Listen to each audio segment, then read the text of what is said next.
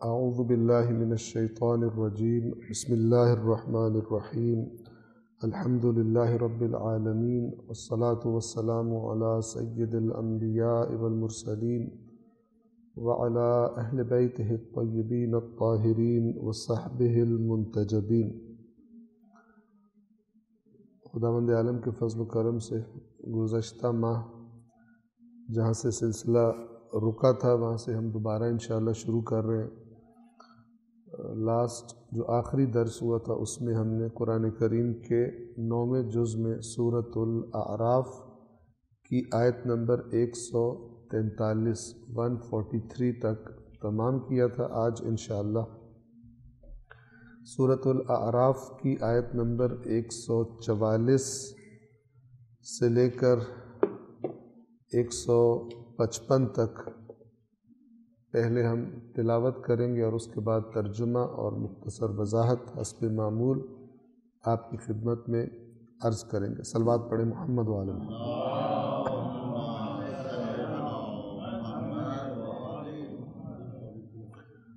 अऊज़ु बिल्लाहि मिनश शैतानिर रजीम। बिस्मिल्लाहिर रहमानिर रहीम। क़ाल या मूसा इन्नी इस्तफ़ैतुक अलन्नास बिरिसालाती व बिकलामी फ़ख़ुज़ मा आतैतुक व कुन मिनश शाकिरीन। वकतबना लहू फ़िल अलवाहि मिन कुल्लि शैइन मौइज़तन व तफ़सीलन लिकुल्लि शैइन फ़ख़ुज़हा बिक़ुव्वतिन वअमुर क़ौमक यअख़ुज़ू बिअहसनिहा सअरीकुम दारल फ़ासिक़ीन। सअस्रिफ़ु अन आयातिय अल्लज़ीन यतकब्बरून फ़िल अर्दि बिग़ैरिल हक़्क़ि व इन यरौ कुल्ल आयतिन ला युमिनू बिहा व इन यरौ सबीलर रुश्दि ला यत्तख़िज़ूहु सबीला व इन यरौ सबीलल ग़य्यि यत्तख़िज़ूहु सबीला। ذلك بأنهم كذبوا بآياتنا وكانوا عنها غافلين। والذين كذبوا بآياتنا ولقاء الآخرة حبطت أعمالهم هل يجزون إلا ما كانوا يعملون. واتخذ قوم موسى من بعده من حليهم عجلا جسدا له خوار ألم يروا أنه لا يكلمهم ولا يهديهم سبيلا اتخذوه وكانوا ظالمين. ولما سقط في أيديهم ورأوا أنهم قد ضلوا قالوا لئن لم يرحمنا ربنا ويغفر لنا لنكونن من الخاسرين. ولما رجع موسى إلى قومه غضبان أسفا قال بئس ما خلفتموني من بعدي أعجلتم أمر ربكم وألقى الألواح وأخذ برأس أخيه يجره إليه قال ابن أم إن القوم استضعفوني وكادوا يقتلونني فلا تشمت بي الأعداء ولا تجعلني مع القوم الظالمين. قال رب اغفر لي ولأخي وأدخلنا في رحمتك وأنت أرحم الراحمين. إن الذين اتخذوا العجل سينالهم غضب من ربهم وذلة في الحياة الدنيا وكذلك نجزي المفترين. والذين عملوا السيئات ثم تابوا من بعدها وآمنوا إن ربك من بعدها لغفور رحيم. ولما سكت عن موسى الغضب أخذ الألواح وفي نسختها هدى ورحمة للذين هم لربهم يرهبون. واختار موسى قومه 70 رجلا لميقاتنا فلما أخذتهم الرجفة قال رب لو شئت أهلكتهم من قبل وإياي أتهلكنا بما فعل السفهاء منا إن هي إلا فتنتك تضل بها من تشاء وتهدي من تشاء أنت ولينا فاغفر لنا وارحمنا وأنت خير الغافرين. سورة الاعراف آیت نمبر 144 سے ہم آغاز کر رہے ہیں ترجمے اور مختصر وضاحت کا۔ آپ کو جیسا کہ معلوم ہے حضرت موسیٰ علیہ السلام کا قصہ بیان کیا جا رہا تھا، فرعون کا ساحروں کو بلانا اور پھر ساحروں کا شکست کھانا حضرت موسیٰ علیہ السلام کے معجزے کے سامنے، اور پھر جادوگروں کا ایمان لے آنا اور فرعون کا ان کو سزا دینا۔ تو یہ سارا قصہ جاری تھا۔ آخری آیت جو ہم نے 143 پڑھی تھی اس کا ترجمہ آپ کی خدمت میں دوبارہ عرض کر رہا ہوں، اور پھر 144 سے ہم آغاز کریں گے۔ اور جب موسیٰ ہماری مقررہ میعاد پر آئے اور ان کے رب نے ان سے کلام کیا تو کہنے لگے، پروردگارا مجھے دکھا کہ میں تیرا دیدار کروں۔ اللہ نے فرمایا تم مجھے ہرگز نہ دیکھ سکو گے، لیکن اس پہاڑ کی طرف دیکھو تو اگر وہ اپنی جگہ پر قائم رہا تو تم مجھے دیکھ سکو گے۔ پھر جب ان کے رب نے پہاڑ پر تجلی فرمائی تو اسے ریزہ ریزہ کر دیا اور موسیٰ غش کھا کر گر پڑے۔ پھر جب ہوش میں آئے تو عرض کرنے لگے، پاک ہے تیری ذات، میں تیری بارگاہ میں توبہ کرتا ہوں اور میں ایمان لانے والوں میں سب سے پہلا ہوں۔ آیت نمبر 144۔ اللہ تبارک و تعالیٰ نے حضرت موسیٰ سے فرمایا، قال یا موسیٰ انی اصطفیتک علی الناس برسالاتی و بکلامی۔ اللہ نے فرمایا، اے موسیٰ میں نے لوگوں میں سے آپ کو اپنے پیغامات اور کلام کرنے کے لیے منتخب کیا ہے۔ ایک تو حضرت موسیٰ کے رسول ہونے کی طرف اشارہ ہے، برسالاتی، اپنی رسالات یعنی اپنے پیغامات پہنچانے کے لیے، وہ بکلامی، اور تجھے چن لیا ہے تیرے ساتھ کلام کرنے کے لیے۔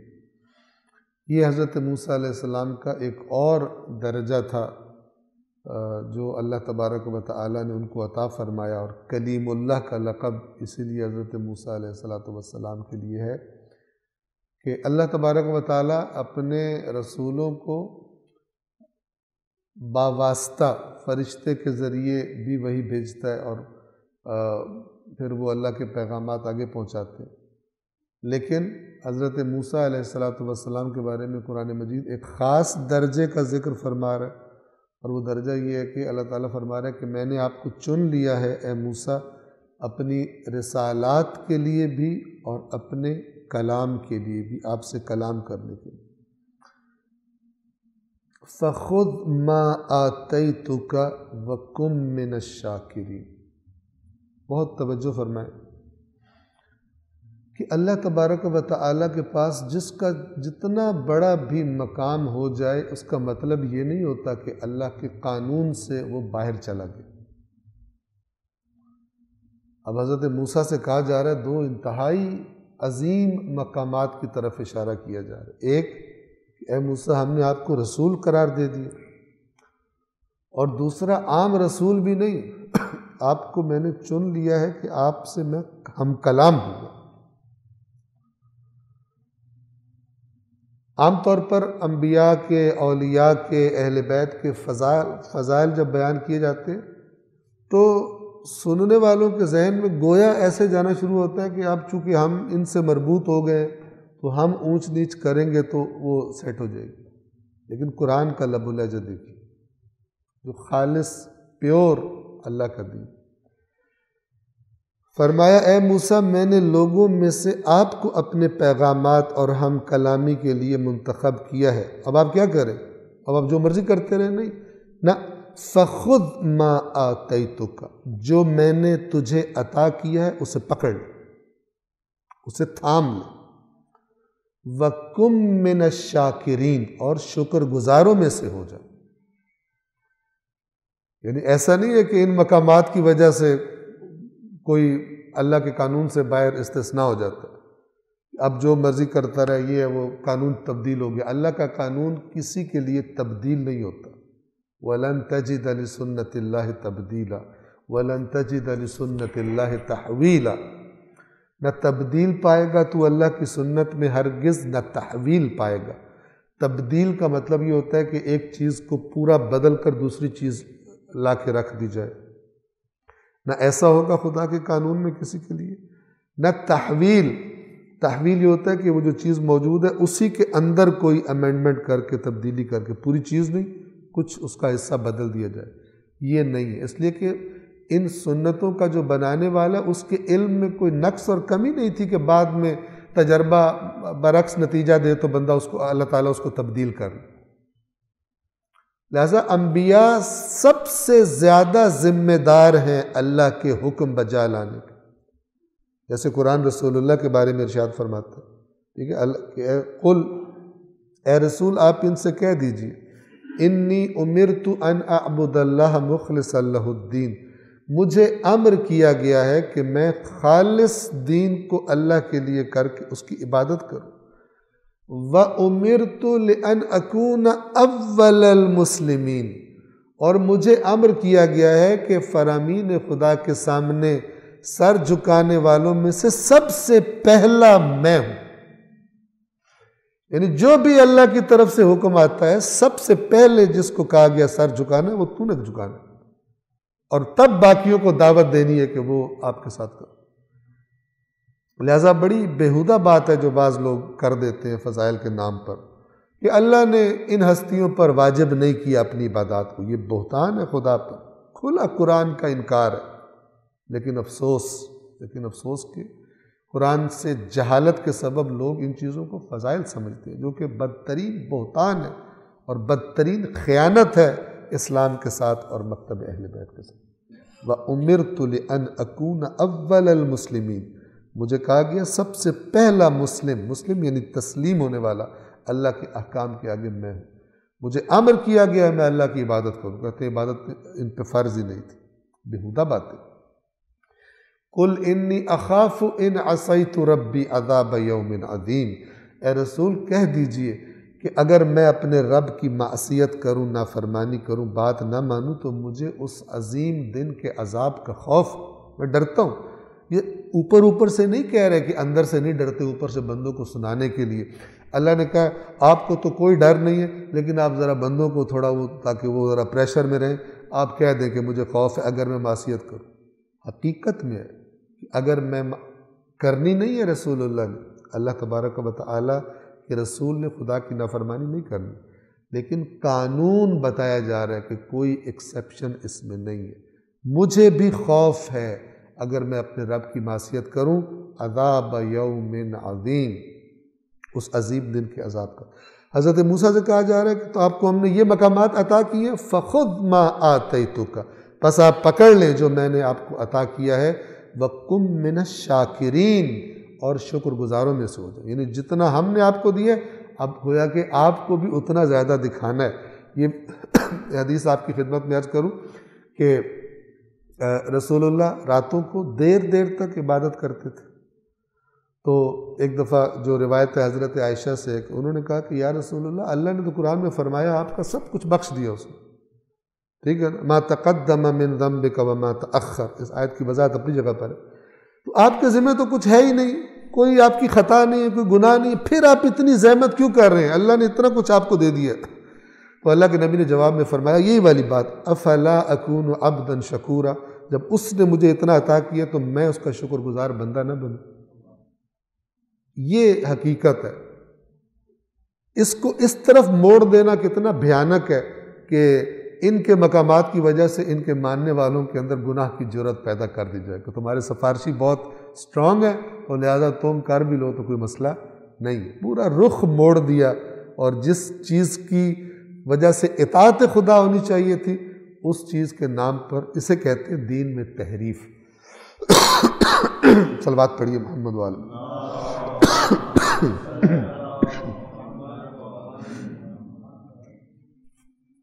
آیت نمبر 145، وَكَتَبْنَا لَهُ فِي الْأَلْوَاحِ مِنْ كُلِّ شَيْءٍ مَوْعِظَةً وَتَفْصِيلًا لِكُلِّ شَيْءٍ، اور ہم نے اس کے لیے یعنی موسیٰ کے لیے لکھ دیا فی الالواح، لوح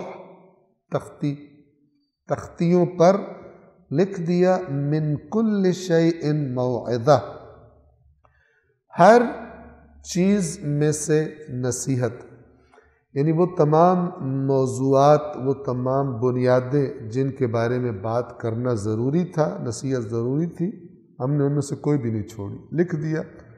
وَتَفْصِيلًا لِكُلِّ شَيْءٍ، اور ہم نے اس کو مجمل اور مبہم بھی نہیں رکھا، بلکہ الگ الگ کر کے، حق باطل الگ الگ کر کے واضح طور پر ہم نے ان الواح میں لکھ دیا تھا۔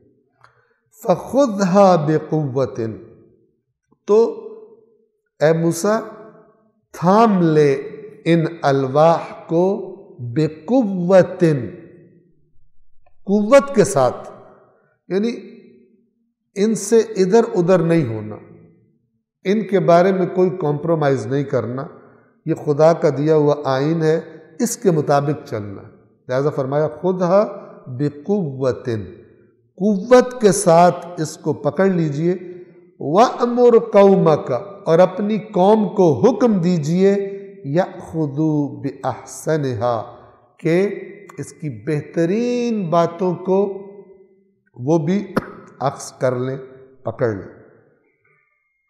اور پھر آیت کے آخر میں خبردار کر دیا، اگر نہیں پکڑو گے، سَأُرِيكُمْ دَارَ الْفَاسِقِينَ، ان قریب میں تمہیں فاسقوں کا گھر دکھاؤں گا۔ کیا مطلب؟ یعنی اگر نہیں پکڑتے مضبوطی سے اور اس قانون کے مطابق نئی زندگیاں گزارتے، تو ان کے لیے جو گھر، وہ فاسق ہے، ان کے لیے جو گھر میں نے تیار کیا، ان قریب میں تمہیں فاسقوں کا گھر دکھاؤں گا، بتاؤں گا کہ جنہوں نے نافرمانی کی ہے ان کا انجام کیا ہوتا ہے۔ صلوات پڑھیں محمد والے۔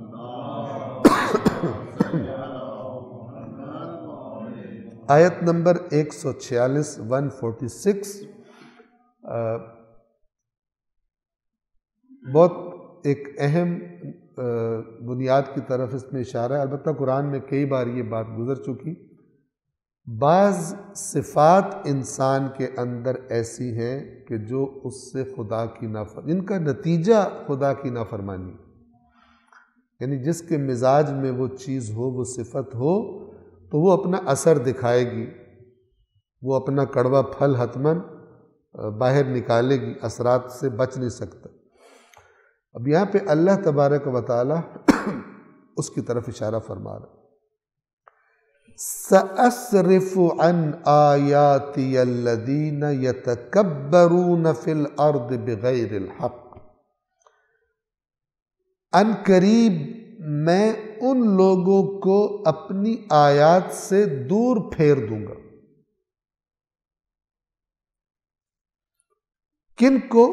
الذین یتکبرون فی الارض بغیر الحق، وہ لوگ کہ جو زمین میں ناحق تکبر کرتے ہیں۔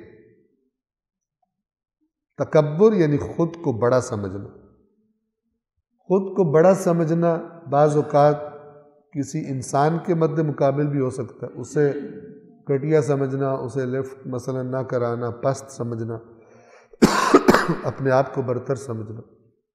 اور کبھی یہ تکبر آیات الہی کے مقابلے میں ہوتا ہے۔ آیات الہی کے مقابلے میں تکبر کس طرح سے؟ کہ آیات کو سننا اور جانتے بوجھتے ہوئے انکار کر دینا، یہ تکبر ہے، میں نہیں مانتا، کیا کر لو گے تم، جیسے انبیاء سے کہا کرتے تھے۔ اور یا یہ کہ بظاہر مسلمان پیدا ہو گیا، مسلمان گھر میں ہے، لیکن اندر سے مسلمان نہیں ہے، جو تسلیم کا حقیقی معنی ہے وہ نہیں ہے، سنتا ہے آیات، اللہ کے احکام سنتا ہے لیکن مانتا نہیں ہے، اکڑا ہوا، اس اعتبار سے، عملی اعتبار سے متکبر ہے آیات کے سامنے. میں نے نہیں کرنا، نماز پڑھو، میں نے نہیں پڑھنی، تمہیں کیا ہے، میرا اور اللہ کا معاملہ. یعنی اللہ کی نافرمانی میں تکبر ہے. اس جو امر بالمعروف کرنے والا ہے اس سے کہہ رہا ہے کہ میرا اور خدا کا معاملہ، تمہیں اس کے ساتھ کیا پرابلم. جیسے عام طور پہ اس مزاج کے لوگ بولتے ہیں لیکن کرتا نہیں. روشن ترین اور واضح ترین احکام دین کو انجام نہیں دیتا، یہ ایک تکبر کی شکل ہے. تو جس کے اندر تکبر ہوگا، یعنی انکساری نہیں ہوگی، تواضع نہیں ہوگی، نرمی نہیں ہوگی، اللہ تعالیٰ فرما رہا ہے کہ ان قریب ایسے لوگوں کو میں اپنی آیات سے دور پھیر دوں. اب اس آیت کا ظاہر یہ ہے کہ اللہ میں پھیر دوں گا. خدا کہنے کہ اس میں کوئی زبردستی نہیں ہے کہ اللہ کوئی زیادتی اور ظلم کر کے کسی کو پھیر رہا ہے، بلکہ سبب بتا رہا ہے ان کے اندر یہ چیز موجود ہے جس کا نتیجہ اللہ نے یہی رکھا ہے. جس کے اندر تکبر ہوگا وہ سیدھا راستہ نہیں پائے گا. اس کا تکبر اپنے تقاضوں کے مطابق اس کو چلائے گا. اور وہ جیسے سورہ یاسین میں آپ پڑھتے ہیں نا کہ ہم نے ان کی گردنوں میں توق ڈال دیے جو ان کی ٹھوڑیوں تک آئے ہوئے ہیں، فَهُمْ مُقْمَعُونَ. تو اب وہ گردنیں ہلا ہی نہیں سکتے. یعنی آپ تصور کریں کسی بندے کے، کسی اسیر قیدی کی گردن میں اتنی زیادہ بل ڈال دیے جائے زنجیر سے کہ وہ گردن ہلا ہی نہ سکے، اور مطلب اوپر کی طرف اس کی گردن اٹھ جائے. اب زنجیریں اتنی زیادہ ہیں اور اتنی سخت ہیں کہ نہ وہ دائیں بائیں دیکھ سکتا ہے اور نہ ہی نیچے اوپر منہ کو کر سکتا ہے. اس کی موومنٹ ختم ہو گئی ہے. اسے جس طرف بھی حق ہو اس کو وہ گردن ہلا نہیں سکتا. اللہ نے یہ پکچر بنائی ہے متکبر کی کہ متکبر انسان گویا اس کی گردن میں اتنی زنجیریں ہیں تکبر کی کہ وہ ادھر ادھر دیکھنے کے قابل ہی نہیں ہے، صرف اکڑا ہوا سیدھا جو اس کے تکبر کا تقاضا ہے وہ کر رہا ہے. اور یہ مثال بہت ہی بلیغ مثال ہے کہ وہ سمجھ رہا ہے میں کوئی بہت بڑی چیز ہوں، جبکہ اللہ تعالیٰ کہہ رہا ہے کہ تو اپنے تکبر کی زنجیروں میں جکڑ دیا گیا ہے، تو کر بھی نہیں سکتا جب تک یہ تکبر کی زنجیریں اتارے نہیں. تو اس کا قیدی ہے، اپنے تکبر کا تو قیدی ہو گیا ہے.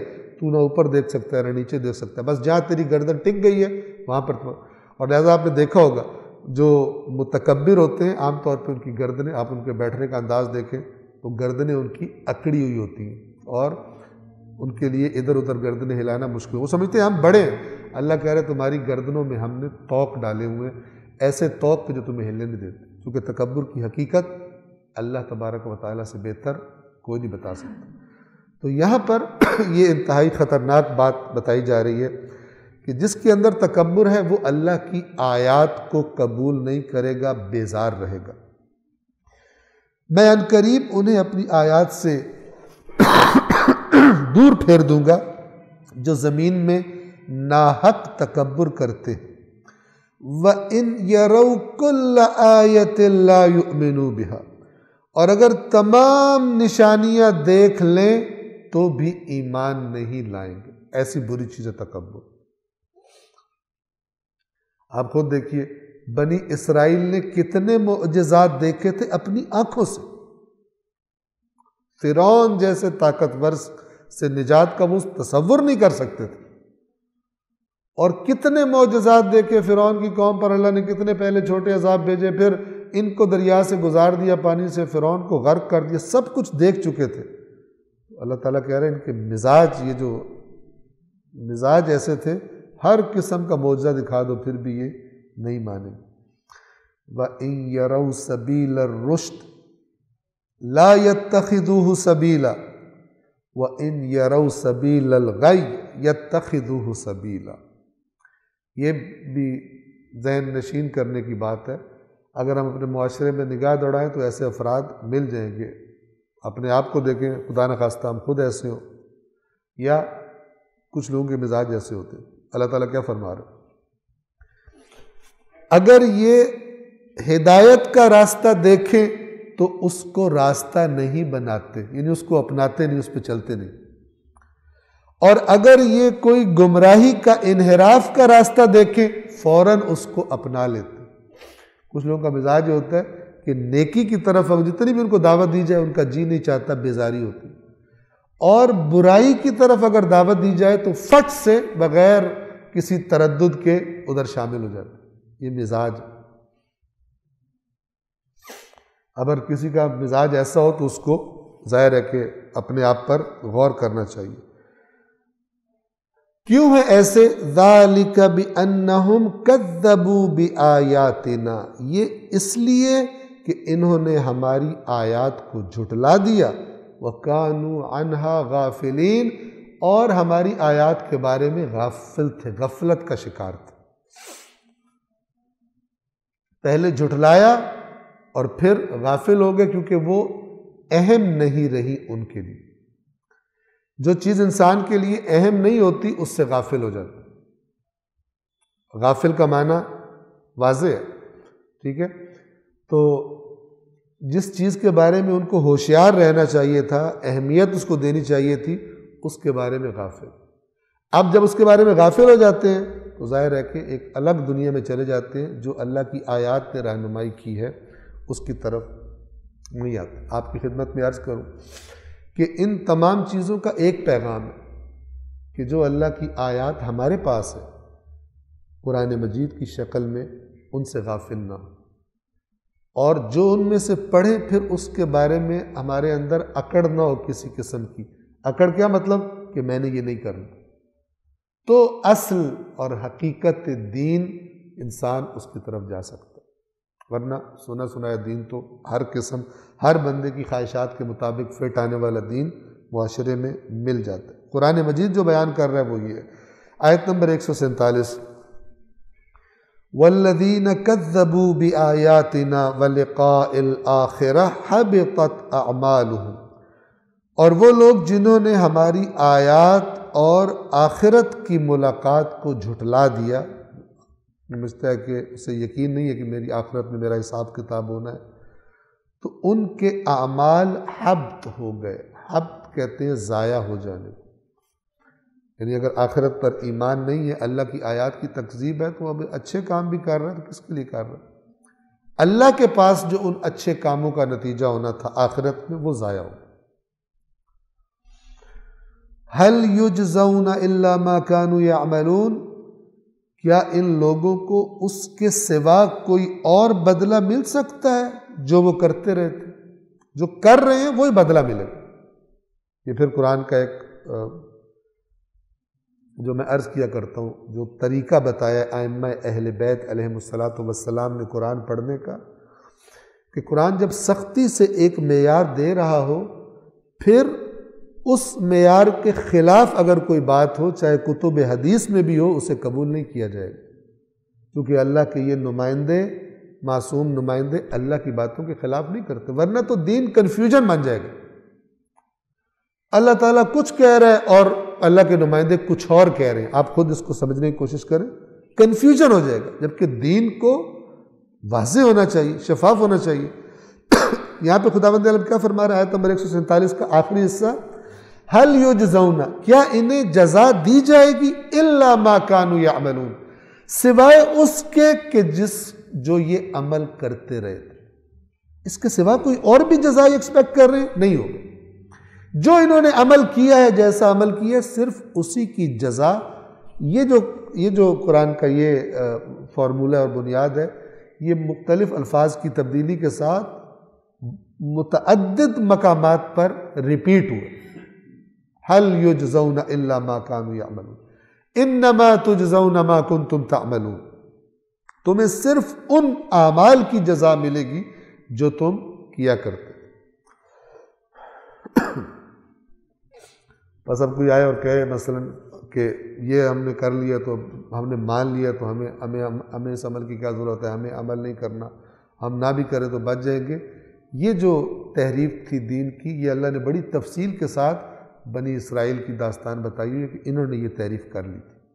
اللہ کی احکامات کو رون دو اور کہو کہ ہم اللہ کی فیوریٹ قوم ہے اور ہم نے حتماً جہنم میں جانا ہے، اور ہم اگر جہنم میں چلے بھی گئے تو کچھ عرصے کے بعد وہاں سے واپس آ جائیں گے۔ آیت نمبر 148، وَاتَّخَذَ قَوْمُ مُوسَىٰ مِن بَعْدِهِ مِنْ حُلِيِّهِمْ عِجْلًا جَسَدًا لَهُ خُوَارٌ۔ اور موسیٰ کے بعد یعنی حضرت موسیٰ جب کوہ طور پر گئے تو موسیٰ کے بعد ان کی قوم نے اپنے زیورات سے ایک بچھڑا بنا لی، یعنی ایسا جس میں سے بیل کی آواز آتی تھی۔ اب سامری نے یہ بیل کی آواز کیسے آتی تھی اس کے بارے میں روایات سچی جھوٹی بہت زیادہ مکس اپ۔ ان روایات کو محقق علماء کہتے ہیں اسرائیلیات۔ کوئی روایت کچھ بتا رہی ہے کیسے گائے کی آواز آ رہی ہے، کچھ گائے کی کچھ۔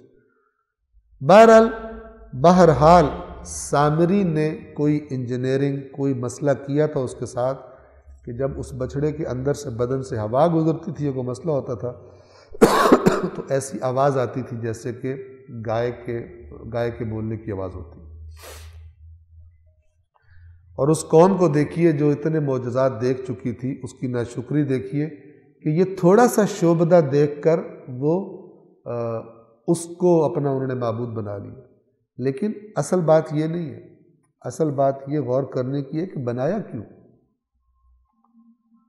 بنایا اس لیے کہ سامری نے اس بچھڑے کے ساتھ جو پیکج دیا تھا دین کا وہ بہت ہی اٹریکٹیو تھا،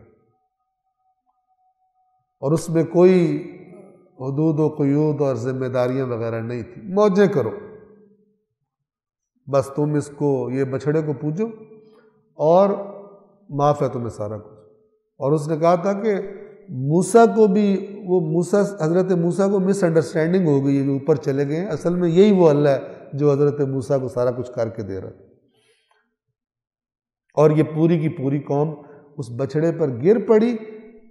پیچھے بیک کیا تھی؟ حضرت موسیٰ جو دین بتا رہے تھے وہ ذمہ داریوں والا اور ظاہر بات ہے امر والا نہیں والا، یہ کرنا ہے یہ نہیں کرنا۔ سامری نے بچھڑے کے ساتھ منسوب کر کے جو پیکج دیا تھا وہ موج مستی کا تھا۔ تمہیں کوئی کچھ نہیں کہتا۔ الم یروا انہ لا یکلمہم، کیا انہوں نے نہیں دیکھا کہ یہ بچھڑا نہ تو ان سے کلام کر سکتا ہے، ولا یہدیہم سبیلا، اور نہ ہی ان کو کوئی راستہ دکھا سکتا ہے۔ اتخذوہ وکانوا ظالمین، انہوں نے اس کو معبود بنا لیا اور یہ لوگ ظالم تھے۔ 149، وَلَمَّا سُقِطَ فِي أَيْدِيهِمْ وَرَأَوْا أَنَّهُمْ قَدْ ضَلُّوا، اور جب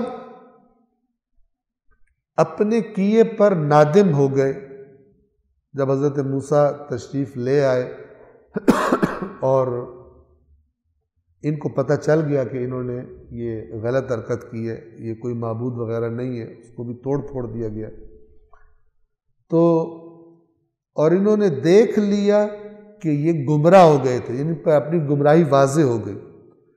قالوا لئن لم يرحمنا ربنا ويغفر لنا لنكونن من الخاسرین، تو کہنے لگے اگر ہمارے رب نے ہم پر رحم نہ کیا اور ہماری مغفرت نہ کی تو حتمی طور پر ہم خسارہ اٹھانے والوں میں شامل ہو جائیں گے۔ یہ اس قوم کا مزاج تھا، تھوڑی دیر میں ٹھیک، اور جیسے ہی تھوڑا ڈھیل ملی پھر دوبارہ سے خراب، اپنی اصل چیز پر واپس آ جاتے تھے، مستقل ہدایت کے راستے پر نہیں رہتے تھے۔ ایک صلوات پڑھیے محمد وعلی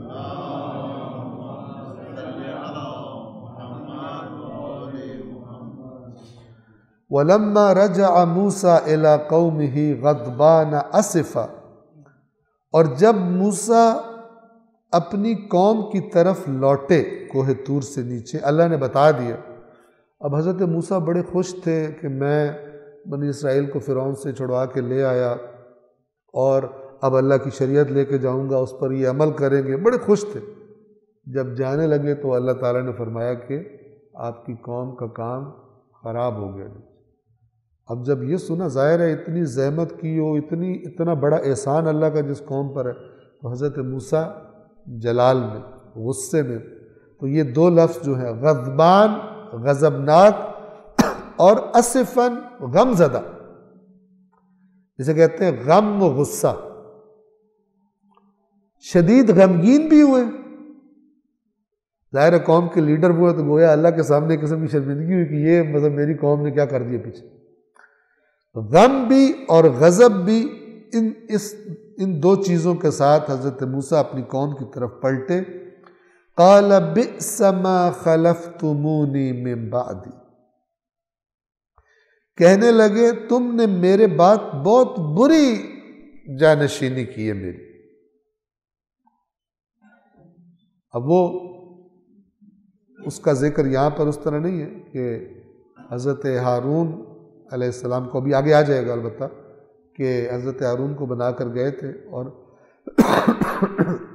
حضرت ہارون علیہ السلام کو فتنہ گروں نے ویک کر دیا، کمزور کر دیا، اور ان کی کوئی بات ہی نہیں سنتا تھا، اور جو پروپیگنڈا مشینری تھی ان کی بچھڑے والوں کی، بچھڑا پرستوں کی، وہ چھا گئی۔ کہنے لگے تم نے میرے بعد بہت بری جانشینی کی۔ اعجلتم امر ربکم، کیا تم نے اپنے رب کے امر کے بارے میں جلدی کی ہے، یعنی اس کے عذاب کی جلدی کی ہے کہ آ جائے، یہ حرکت کی تم نے۔ وَأَلْقَى الْأَلْوَاحَ، اور حضرت موسیٰ نے وہ تختیاں جو ان کے ہاتھوں میں تھیں ان کو پھینک دیا۔ وَأَخَذَ بِرَأْسِ أَخِيهِ يَجُرُّهُ إِلَيْهِ، اور اپنے بھائی کے سر سے پکڑ لیا اور ان کو اپنی طرف کھینچا زور سے۔ قال ابن حضرت ہارون نے حضرت موسیٰ کے دل کی نرمی کو ذرا ٹچ کرنے کے لیے یہ نہیں کہا کہ کسی اور نام سے نہیں پکارا بھائی وغیرہ کہہ کے، بلکہ کہا اے ماں کے بیٹے، یا ابن یعنی گویا کہ ہم دونوں کی ماں ایک ہی ہے۔ قال ابن کہنے لگے اے ماں جائے، اے ماں کے بیٹے، ان القوم استضعفونی، یہ جو آپ حالت دیکھ رہے ہیں اس میں میرا قصور نہیں ہے، اس قوم نے مجھے مستضعف کر دیا، ضعیف کر دیا۔ نبی کا نمائندہ کب ضعیف ہوتا ہے کوئی؟ جب اس کی اطاعت نہ ہو۔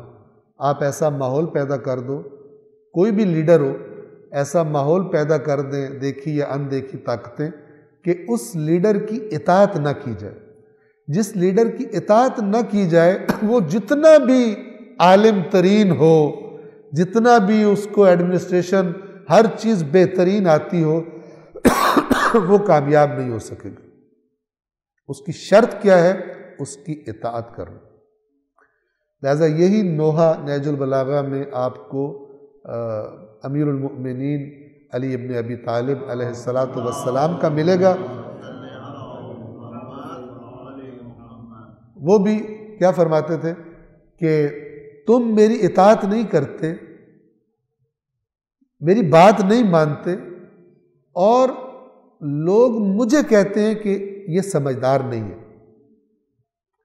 یعنی میں تم سے ایک بات کہتا ہوں، اگر تو اس کی اطاعت کی جائے تو اس کے نتائج نکل آئیں گے، سب دیکھ لیں گے، لیکن جب تم میری بات ہی نہیں مانو گے تو وہ بات نتیجہ کیسے دے گی؟ اور جب نتیجہ نہیں دے گی اور ان کے مکر اور فریب شامیوں کے وہ آگے آگے بڑھتے جائیں گے تو دیکھنے والا بندہ یہی کہے گا۔ اور لوگ کیا کہتے تھے مولا کو کہ یہ بہادر تو ہیں لیکن سمجھدار نہیں۔ اور پھر مولا انتہائی درد کے ساتھ یہ فرماتے ہیں کہ اس شخص کی رائے ہی کیا جس کی بات کوئی نہ مانتا ہو۔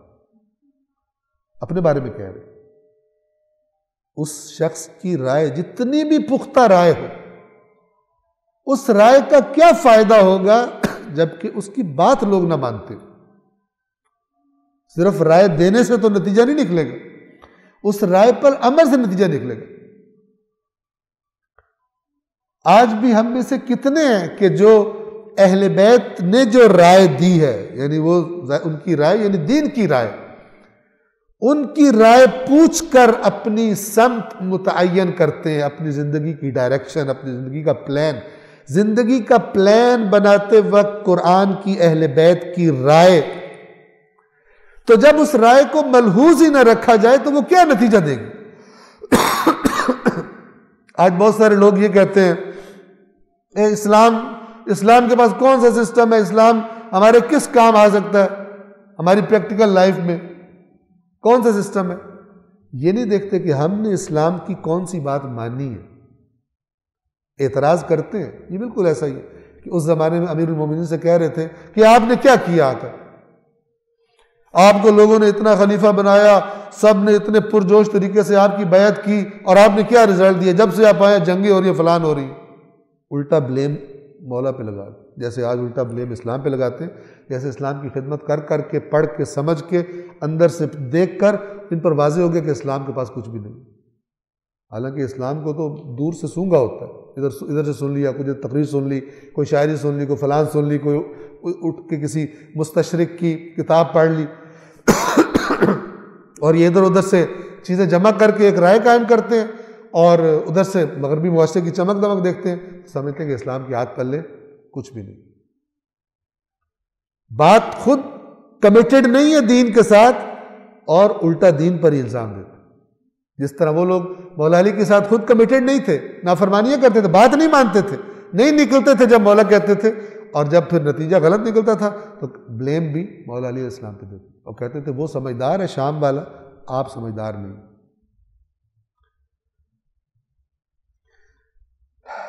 حضرت ہارون نے یہی فرمایا، ان القوم استضعفونی، بے شک اس قوم نے مجھے کمزور کر دیا، وَقَادُوا يَقْتُلُونَنِي، اور کمزور بھی نہ صرف یہ کہ کمزور کیا بلکہ نزدیک تھا کہ مجھے قتل ہی کر ڈالتے.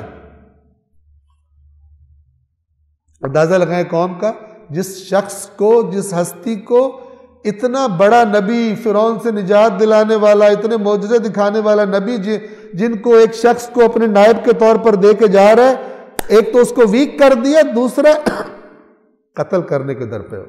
وَقَادُوا يَقْتُلُونَنِي، اور نزدیک تھا کہ یہ مجھے قتل کر دیتے.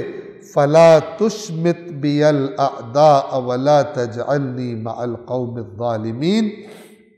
اور پس آپ، حضرت ہارون حضرت موسیٰ سے کہہ رہے ہیں، پس آپ دشمنوں کو مجھ پر ہنسنے کا، مجھے تانے دینے کا موقع فراہم نہ کیجیے، اور مجھے ان ظالموں میں شمار نہ فرمائیے. حضرت ہارون علیہ السلام نے اپنی کلیئرنس دی، اپنی دلیل بتائی، تو حضرت موسیٰ علیہ السلام نے حضرت ہارون کو چھوڑا، اور پھر اس کے بعد متوجہ ہوئے باقیوں کی طرف. صلوات پڑھیے محمد والے.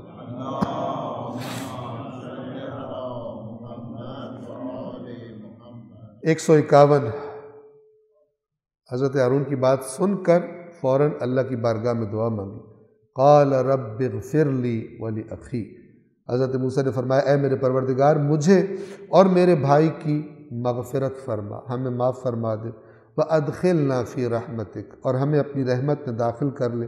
وانت ارحم الراحمین، اور تو تمام رحم کرنے والوں سے بڑا زیادہ رحم کرنے والا ہے. 152. ان الذین اتخذوا العجل سینالهم غضب من ربهم وذلۃ فی الحیاۃ الدنیا، بے شک جن لوگوں نے بچھڑے کو بنایا یعنی معبود بنایا، ان قریب ان پر ان کے رب کی طرف سے غضب آئے گا، اور اس دنیاوی زندگی میں ذلت ان کی طرف آئے گی، ان کو ملے گی. وَكَذَلِكَ نَجْزِي الْمُفْتَرِينَ، اور ہم اسی طرح بہتان تراشی کرنے والوں کو، افترا کرنے والوں کو جزا دیا کریں. یعنی جو اللہ کے دین کو بدل کر اللہ کے نام پہ اور چیزیں بنا لیں، افترا کریں خدا کے نام پر، تو اللہ تعالیٰ کن چیزوں کا وعدہ کر رہا ہے؟ رب کا غضب اور دنیاوی زندگی میں ذلت. یہ دین کی تحریف اور اللہ پر افترا کے نتیجے ہیں.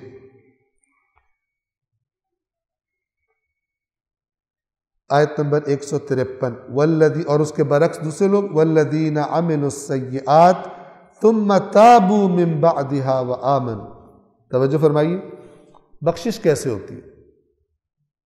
بخشش بغیر توبہ کے نہیں ہوتی۔ یہ بعض کہتے ہیں ہم نے مثلا یہ کام کر دیا تو ہمارے سارے گناہ بخشے گئے۔ گناہ توبہ کے بغیر نہیں بخشے جاتے۔ انسان گناہ چھوڑنے کا ارادہ نہ کرے تو اللہ گناہ نہیں بخشتا۔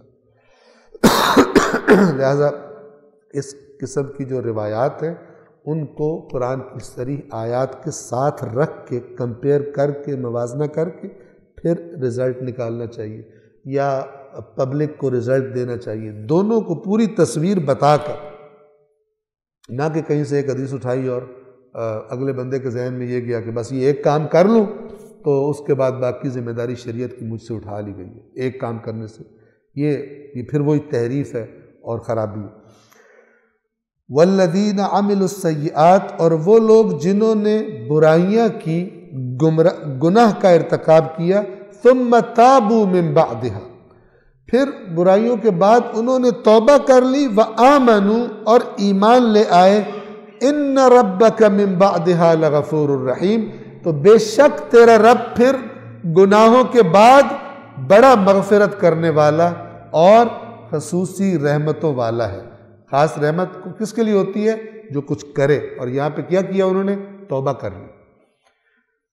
گناہوں کی مغفرت کی جو رحمت خصوصی ہے وہ توبہ کے نتیجے میں اللہ کی طرف سے بندے پر نازل ہوتی ہے۔ اور جنہوں نے گناہ کا ارتکاب کیا پھر اس کے بعد توبہ کر لی اور ایمان لے آئے، تو اس کے بعد آپ یعنی اس توبہ کے بعد آپ کا رب یقیناً بڑا معاف کرنے والا، رحم کرنے والا ہے۔ وَلَمَّا سَكَتَ عَن مُوسَى الْغَضَبُ، اور جب موسیٰ کا غضب خاموش ہوا، یعنی جب غصہ حضرت موسیٰ علیہ السلام کا ٹھنڈا ہوا، أَخَذَ الْأَلْوَاحَ، تو وہ تختیاں جو غصے سے پھینک دی تھی دوبارہ اٹھا لی، وَفِي نُسْخَتِهَا هُدًى وَرَحْمَةٌ لِلَّذِينَ هُمْ لِرَبِّهِمْ يَرْهَبُونَ، اور ان الواح میں، ان تختیوں میں کیا تھا؟ جن کی تحریر میں ان لوگوں کے لیے ہدایت اور رحمت تھی جو اپنے پروردگار سے ڈرتے ہیں۔ ذرا غور کیجئے گا، بعض جگہوں پہ قرآن کہتا ہے سب کے لیے ہدایت، پہلے ہم کئی دفعہ بیان کر چکے ہیں لیکن دوبارہ ذہن میں ذرا واضح کرنے کے لیے۔ بعض جگہوں پہ قرآن کہتا ہے سب کے لیے، بعض جگہوں پہ کہتا ہے ان کے لیے جن کے اندر یہ صفت ہے۔ یہ فرق جہاں پہ قرآن مجید کہتا ہے سب کے لیے، وہ ہے پیغام کا پہنچ جانا۔ اب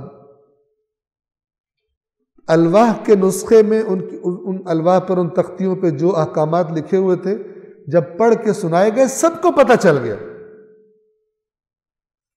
سب کو رہنمائی ہو گئی کیا کرنا ہے کیا نہیں کرنا، قانون کیا ہے، اللہ کی طرف سے کیا قانون آیا، کیا آئین آیا، سب کو پتہ چل گیا۔ لیکن اس کا فائدہ کسے ہوگا؟ اس کا فائدہ وہ ہوگا کہ جن کے دلوں میں آیات کے مقابلے میں تکبر اور اکڑ نہیں ہے بلکہ ڈر ہے، عاجزی اور انکساری والے ہیں، اپنے رب سے ڈرنے والے ہیں، ان کے لیے فرمایا ہدن و رحمتن، ہدایت بھی ہے اور رحمت بھی ہے، للذین ہم لربہم یرہبون، ان لوگوں کے لیے کہ جو اپنے رب سے ڈرتے ہیں۔ بس یہ دو سٹیپس، یہ دو چیزوں کا فرق آپ کے ذہنوں میں واضح رہے۔ ایک ہے عمومی ہدایت، سب تک پیغام پہنچ جانا، ایک ہے اس ہدایت سے فائدہ اٹھانا۔ فائدہ کون اٹھائے گا؟ کبھی قرآن کہتا ہے جس میں تقوی ہوگا اس کو فائدہ ہوگا، کبھی یہاں پہ قرآن نے کہا جو ڈرتے ہیں اپنے رب سے وہ اٹھائے، تو صفات بتاتا ہے کہ جو ان صفات والے ہیں وہ بینیفٹ کریں گے، اور جو دوسری صفات والے ہیں برعکس کہ جن کا نتیجہ اللہ نے بتایا ہوا ہے کہ جس میں یہ صفت ہے مثلا تکبر، تو وہ آیات سے دور ہو جائے گا، یہ صفت اس کو دور لے جائے گی۔ انسان کی شخصیت کیا ہوتی ہے؟ اس کی صفات سے بنتی ہے۔ حق تسلیم کرنے والی شخصیت ہے یا ضد باز اور متکبر، بلا وجہ بحث کرنا، بلا وجہ اعتراضات کرنا، ضد بازی کرنا، ہٹ درمی کرنا، وہ طبیعت ہے۔ انسان اپنی طبیعت کو لے لے، ٹھیک ہے، یا ایسا کرے کہ اپنے چند مخلص جو قریبی ساتھی ہیں ان سے کہے کہ نا تم مجھے بتاؤ کہ میں کیسی طبیعت کا آدمی، میں صحیح بات کو جلدی مان لیتا ہوں یا نہیں مانتا، میں ضد باز ہوں، میں غصے والا ہوں، کیا سمجھتے ہو تم؟ ٹھیک ہے، چند چیزوں کو، چند صفات کی لسٹ بنا کے دے دے اور اپنے مخلص دوستوں سے کہیں کہ جناب تم جو ہے نا اس کو فل کر دو اور اپنا نام بھی نہ لکھو، مجھے پوسٹ کر دو، مثلا 8-10 کو دے دیں، اور جب آپ کے پاس آئے تو آپ کو پتہ نہ ہو کہ اس نے کیا لکھا ہے مثال کے طور پر۔ لیکن جو آپ کے قریبی ترین لوگ ہیں بتا دیں آپ کی شخصیت ہے کیا، اس شخصیت کو اپنی ایمانداری کے ساتھ آیات قرآن میں پرکھیں، دیکھیں کہ اللہ نے جو اچھوں کی صفات بتائی ہیں وہ والی شخصیت بن رہی ہے میری، یا اللہ نے جو بری اور ہٹ درموں کی صفات بنائی۔ تو اپنا انسان محاسبہ کرے قرآن مجید کے مطابق، اور پھر دیکھے کہ میں کہاں کھڑا ہوں، کس مقام پہ کھڑا ہوں۔ قرآن مجید ظاہری لیبلز کو قبول نہیں کرتا کہ لیبل کسی پہ یہودی کا لگ گیا، کسی پہ مسیح کا لگ گیا، کسی پہ لیبل جناب صابئین کا لگ گیا، کسی پہ شیعہ کا لگ گیا، کسی پہ جناب بریلوی کا لگ گیا۔ یہ لیبلز اللہ کے پاس ویلیو ہوں۔ اللہ اندر مال چیک کرتا ہے، پیکنگ نہیں دیکھتا، اوپر پیکنگ کون سی لگائی ہوئی، اندر مال کیا ہے، 1 نمبر مال ہے یا 2 نمبر مال ہے، اپنی بے ایمانی کو اچھی پیکنگ کے اندر تو نہیں چھپایا ہوا، ٹھیک ہے۔ اور آج دیکھیں کتنے مسلمان ہیں، کتنے شیعہ ہیں، کتنے سنی ہیں کہ پیکنگ بڑی زبردست ہے، وہ یہ ٹوپی تو یہ کپڑے تو یہ تسبیح تو یہ فلان، اور وہی دکان پہ بیٹھ کے ایسے چھکے لگاتا ہے بے ایمانی کے کہ شیطان بھی اللہ سے کہتا ہے یا اللہ یہ اس کا کام ہے، میں نے نہیں بتایا اس کو، یہ اتنا آگے نکل گیا، ٹھیک ہے۔ اس قسم کے لوگ نظر آ جاتے ہیں۔ تو یہ دین نہیں ہے، دین وہ ہے جو انسان کے اندر سے انقلاب برپا کرتا ہے، اسے اللہ کے آگے جھکا دیتا ہے اور بدماشیوں سے اور بے ایمانیوں سے روک دیتا ہے۔ ورنہ وہ ڈھکوسلا ہوتا ہے جو دین کے نام پہ یا فرقے یا مسلک کے نام پہ پیدائشی طور پہ ایک لیبل لگ گیا ہوتا ہے، اسی کو لے کے سارے چل رہے ہوتے ہیں۔ آیت نمبر 155 آج کے لیے یہ انشاءاللہ آخری آیت ہوگی۔ وَاخْتَارَ مُوسَىٰ قَوْمَهُ 70 رَجُلًا لِمِيقَاتِنَا، حضرت موسیٰ کی قوم نے ان سے مطالبہ کیا تھا، سورہ بقرہ میں شروع میں پہلے جز میں گزرا تھا۔ وَقَالُوا يَا مُوسَىٰ لَن نُؤْمِنَ لَكَ حَتَّىٰ نَرَى اللَّهَ جَهْرَةً، اور انہوں نے کہا کہ اے موسیٰ ہم تیری بات کبھی نہیں مانیں گے جب تک کہ ہم اللہ کو سامنے اپنی آنکھوں سے دیکھ نہ لیں۔ بہت سارے بہانے کرتے تھے، ایک بہانہ یہ بنایا تھا، وہاں پہ فرمایا فَأَخَذَتْكُمُ الصَّاعِقَةُ وَأَنْتُمْ تَنظُرُونَ، تو تمہیں بجلی نے آ لیا اور تم دیکھ رہے تھے، تو ان پر بجلی گری تھی اور یہ ہلاک ہو گئے تھے۔ یہ اسی کی ذرا تفصیلی شکل ہے۔ وَاخْتَارَ مُوسَىٰ قَوْمَهُ 70 رَجُلًا لِمِيقَاتِنَا، حضرت موسیٰ نے اپنی قوم میں سے 70 لوگوں کو چنا ہمارے میقات کے لیے کہ آؤ تمہارا مطالبہ پورا کرتے ہیں جو تم اللہ کو دیکھنا چاہتے ہو۔ فَلَمَّا أَخَذَتْهُمُ الرَّجْفَةُ، اور جب ان کو زلزلے نے گرفت میں لے لیا۔ اچھا بعض لوگوں نے نا جنہوں نے وہ ہر کوشش کرتے قرآن مجید میں سے بقول ان کے اللہ کی غلطیاں نکالیں، تو ایک انہوں نے غلطی یہ نکالی تھی کہ ادھر اللہ نے کہا ہوا ہے کہ ان پہ بجلی گری، یہاں کہا ہوا زلزلہ گر، ٹھیک ہے۔ حالانکہ اگر دل مریض نہ ہو تو سمجھا جا سکتا ہے کہ اگر بہت زور کی آواز آئے تو وہ چیزوں میں بھی لرزش پیدا کر دیتی ہے۔ آپ دیکھیں جب دھماکہ ہوتا ہے تو ساؤنڈ ویوز اتنی اسٹرانگ وہاں سے نکلتی ہے کہ دور تک کی عمارتیں ویسے لرز جاتی ہیں۔ ایسا نہیں ہے کہ دو الگ الگ چیزیں اللہ کو پتہ نہیں چلا، وہاں وہ سائقہ کہہ دیا، یہاں پہ رجفہ کہہ دیا، بلکہ جب اس قسم کا حادثہ ہوتا ہے شدید تو زمین کی لرزش بھی ہمراہ ہوتی ہے اور زوردار آواز بھی ہمراہ ہوتی ہے اور چمک بھی ہمراہ ہوتی ہے۔ تو جب انہیں زلزلے نے گرفت میں لے لیا، قال، حضرت موسیٰ نے دیکھا ان پر بجلی گری اور وہ ہلاک ہو گئے، مر گئے، اللہ نے دوبارہ زندہ کر دیا تھا ان کو۔ قال رب لو شئت اہلکتہم من قبل وإیائی، نبی کی انکساری دیکھیں، یعنی نبی جو ہوتے ہیں وہ اپنے آپ کو اللہ کے سامنے کوئی پہلوان کے طور پہ پیش نہیں کرتے۔ دیکھیے آپ، قال رب لو شئت، حضرت موسیٰ نے جب یہ دیکھا اس بجلی کو، اس زلزلے کو، تو کہنے لگے اے میرے رب اگر تو چاہتا تو اس سے قبل ہی تو ان کو بھی ہلاک کر دیتا اور مجھے بھی. یعنی اپنے آپ کو اللہ کی قدرت کے اندر اور اللہ کی پکڑ کے اندر شامل سمجھ رہے. ابھی تو بجلی ان پہ گری اور یہ ہلاک ہوئے ہیں، لیکن اے اللہ اگر تو چاہتا تو مجھے بھی ہلاک کر سکتا تھا. لیکن دعا مانگ رہے یا اللہ ایسا کرنا مت. انہوں نے غلط مطالبہ کیا تھا، ان کی سزا ہمیں مت دینا. ایک اور نقطہ بھی عرض کرتا ہوں، میں یہ آیت تمام کر لوں. اگر تو چاہتا تو انہیں اور مجھے پہلے ہی ہلاک کر دیتا. اتہلکنا بما فعل السفہاء منا، اے اللہ کیا تو ہمارے کم عقل لوگوں کے اعمال کی سزا میں ہمیں ہلاک کر دے. یعنی ہماری قوم کے جو لوگ غلط مطالبے کر رہے ہیں، اے پروردگار ان کے اعمال کی وجہ سے ہم پر تیرا عذاب نہ آ جائے. اور یہ قرآن مجید کی آیت ہے سورۃ الانفال میں، وَاتَّقُوا فِتْنَةً لَا تُصِيبَنَّ الَّذِينَ ظَلَمُوا مِنْكُمْ خَاصَّةً. اس فتنے سے بچو جو صرف تم میں سے ان پر نہیں آئے گا جنہوں نے ظلم کیا ہو، سب لپیٹ میں ہوگا. چونکہ تم چپ کر کے بیٹھے رہے، امر بالمعروف نہی عن المنکر تم نے نہیں کیا، تو وہ جب فتنہ آئے گا اس کا نتیجہ نکلے گا سب لپیٹ میں آؤ. جیسے امام حسین علیہ السلام اور ان کے ساتھی اگر کربلا میں شہید ہوئے تو پھر ساری امت وہ جو کانٹا چینج ہوا ہے مثلا ٹرین کا اور پٹڑی بدلی ہے اور فاسقوں اور فاجروں کے لیے دروازہ کھلا ہے امت کے اوپر مسلط ہونے کا، آج تک بھگت رہے، آج تک بھگت رہے. پورا ٹریک چینج کر دیا. یہ سمجھتے ہیں معمولی بات. اسلام ہر ایرے غیرے کو، ہر 420 302 کو اجازت دیتا ہے کہ وہ چڑھ کے بیٹھ جائے. جو بھی چڑھ کے بیٹھ گیا وہ اولی الامر بن گیا.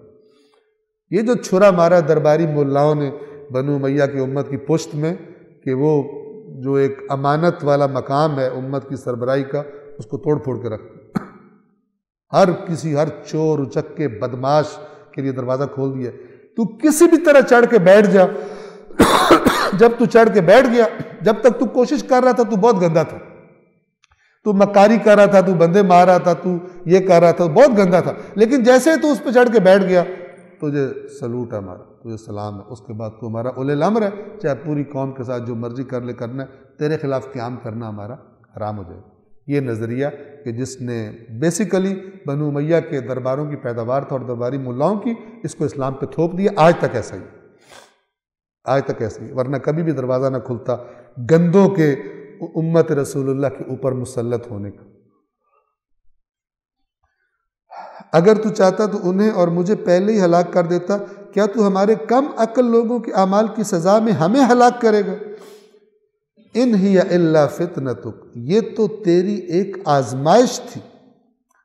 تضل بہا من تشاء وتہدی من تشاء، تو جسے چاہتا ہے اس کے ذریعے گمراہ کر دیتا ہے اور جسے چاہتا ہے ہدایت کر دیتا ہے.